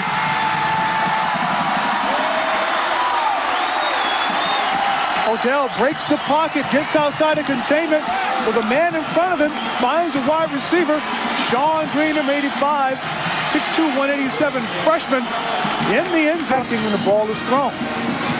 Just getting there that instant late. Oregon State recovers, and that would lead to a field goal and a 3-0 lead. 7-3 Washington. Curtis Poole finds Mike Jaycott, make it 10-7. It's a 10-10 ball game at halftime, but Brock Heward said nobody panicked in the locker room. Rashawn Sheehy, 169 yards, 2nd touchdown of the game right there, 17-10, and then Heward looking for Pathan, little redemption with the touchdown. Heward, 219 yards, and then Oregon State's Tyler Tomich gets hit by Jason Chorak. Jabari Issa recovers and takes it in, 45-17. The Huskies remain unbeaten. Beware sharp claws, Cougars, Wildcats. Number 10 Washington State hosting Arizona. Ryan Leaf back, picked off by Kelvin Hunter. Watch this guy stay in bounds like the great Willenda on the tightrope. That would lead to a touchdown after he goes down to the 13-yard line, 7-0 Arizona. 3rd and 18, Arizona redshirt freshman O.J. Jenkins goes long. Who's he looking for? He's looking for his roommate. It's Dennis Northcutt, 37-yard touchdown, 14-0 Wildcats. Ryan Leaf catches fire in the 3rd. Hits Kevin McKenzie here, 27 yards, corner of the end zone, gorgeous throw. Game tied at 21 after this. McKenzie again, 48 yards after the pump fake. Yeah. Dumps it off, 21. Third-ranked Florida State right at Virginia, the only AC team that's ever beaten him. That happened 2 years ago. Travis Minor, the freshman who got the starting nod from Bobby Bowden, 159 yards on 17 carries. A win against his alma mater. Trojans led it by 14 coming into the 4th quarter. Now up 8, under 5 minutes to go. Achilles Smith, 4-yard TD, 24-22 Southern Cal. The Ducks going for 2 in the tie. Smith to LaCorey Collins. It is incomplete.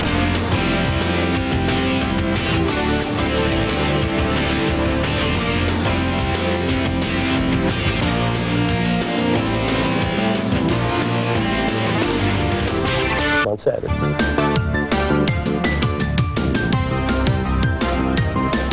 Fame, open 7 days a week in South Bend, Indiana. And be sure to visit the Hall of Fame on the web. Great running back and some 4 wideouts that like to throw to. Well, that makes it tough. They've got great balance, and everyone thinks that they're strictly a passing team, you know, because they hit so many big plays in the passing game.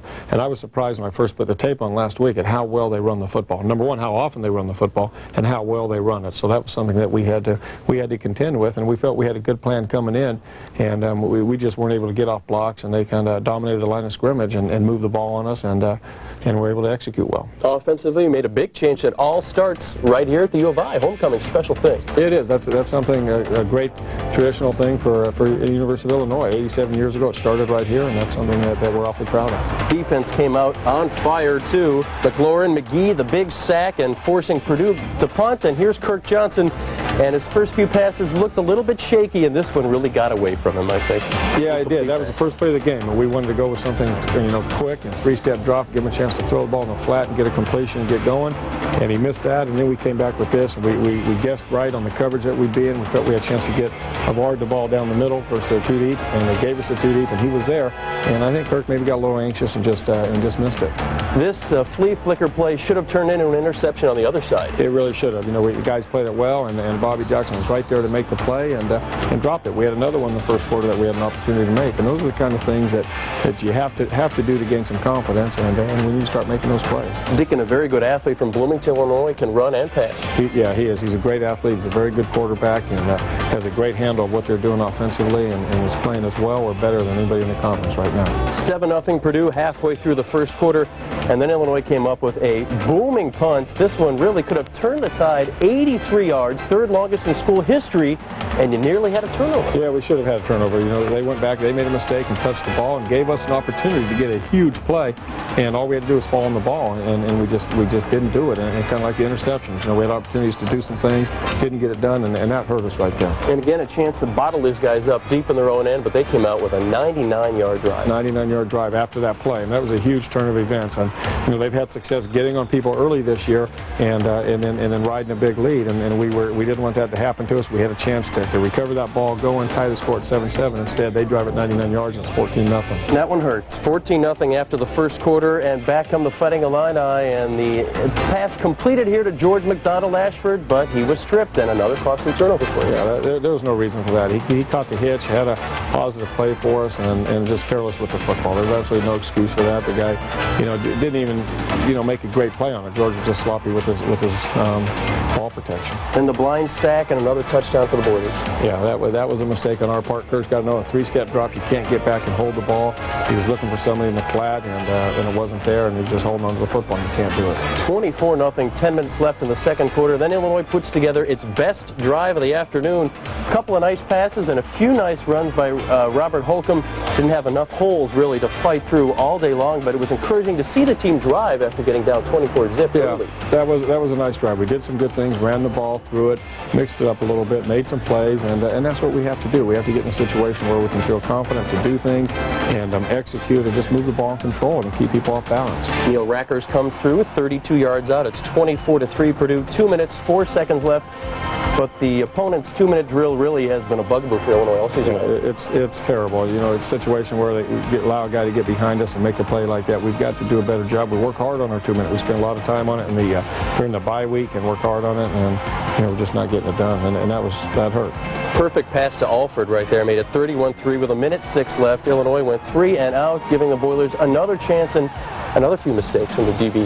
Yeah, they did a nice job. They sent 4 guys vertical down there. We were in a 3-deep zone, and they split the seams on us. He made a very nice throw in there and made a big play on it. Forced them to kick a field goal, 34-3. What do you tell the guys at halftime at this point? Well, we talked about just pride, coming out with a lot of pride and keeping our heads up, keep fighting, and don't give in to anything. Just come out and compete and try to climb our way back into the thing and just come out and execute better and play like we're capable of playing. Rare drop here by Robert Holcomb, really off his chest pads into a Boiler arm and another interception.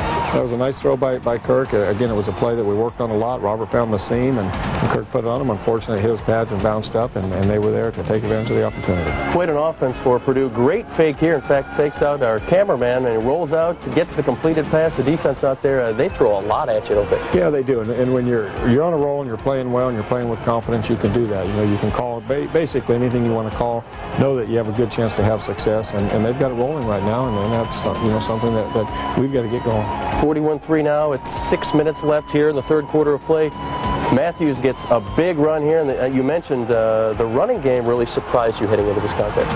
Well, yeah, we knew they were going to try to run the football, and they run the ball a lot, and they run it effectively, and that was something we knew we had to slow them down if we were going to have a chance to win, and they did a nice job of sticking with the run and running the ball right at us. 4th and 5 of the 10. Jeff Weiss makes a fine stop. That was encouraging. Real nice play on the option right there. Yeah, they ran that earlier in the game and hurt us on it a little bit, and we adjusted to it and did a nice job there. Safe to say this was not Robert Holcomb's best game. He really struggled, had a couple of turnovers. Here was one, and I think the frustration's really beginning to show. Yeah, it is, and Robert's a tremendously hard worker. He's got a lot of pride and a tremendous competitor, as good a competitor as there is in the country, and it hurts him to have something like that happen. And he fumbled the ball. He was trying to fight and trying to compete and get extra yards, and the ball came out, and that's real hard for him to handle. Defense held tough here on 1st and goal at the 2, then the 3, 3rd and goal at the 6, and they stopped Breeze, their backup quarterback, in there, so the defense turns the ball over to the offense. But after a few plays and a punt, the Boilers are back in business, and Breeze rolls in on the right side from 7 yards out, making the score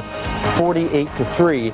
And the defense lets the touchdown in. 10 minutes left to play now, 48-3, and at this point, you're just trying to eat the clock, trying to get the offense moving. We're just trying to get something going now, something we can build on for next week, get a little confidence, give our guys the opportunity to play a little bit and get some reps, and just try to get something going, get a little confidence to finish this thing off. Dean catches the 4th down play, but then 1st and 10 on the 26. Really a great play by the defender. It was a nice play. The ball was a little bit underthrown. It was a nice play. Lenny ran a nice route on it. Ball needed to be out in front of him another couple feet, and we had a chance for it, but the ball was just underthrown a little bit. Almost had a touchdown here, but Matthews pulls a hamstring badly. He could have been downfield, and he left the game, and then the Illini defense stepped up to the plate.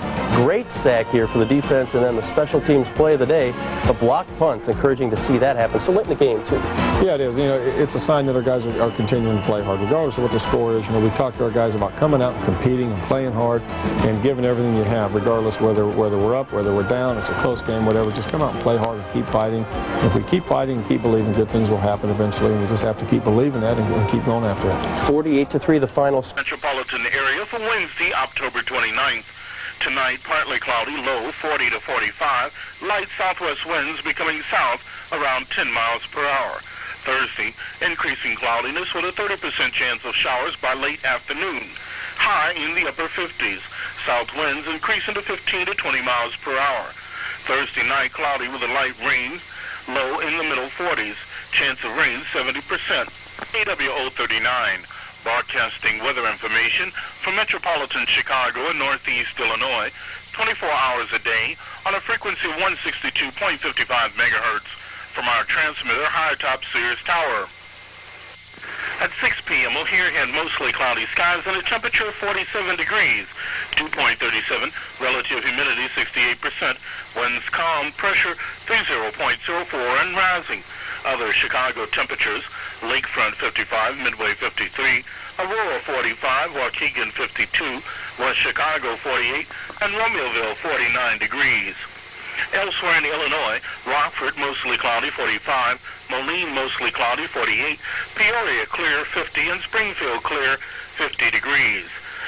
In neighboring states, Milwaukee mostly cloudy 47, Madison mostly cloudy 42, Green Bay clear 41, Minneapolis cloudy 49, Des Moines mostly cloudy 50, St. Louis partly cloudy 59, Paducah clear 47, Cincinnati clear 50, Detroit mostly cloudy 52, Indianapolis clear 51, and South Bend clear 50 degrees. Once again, at 6 p.m., O'Hare had mostly cloudy skies and a temperature of 47 degrees. Dew point 37, relative humidity 68%, winds calm, pressure 30.04 and rising. Here's your...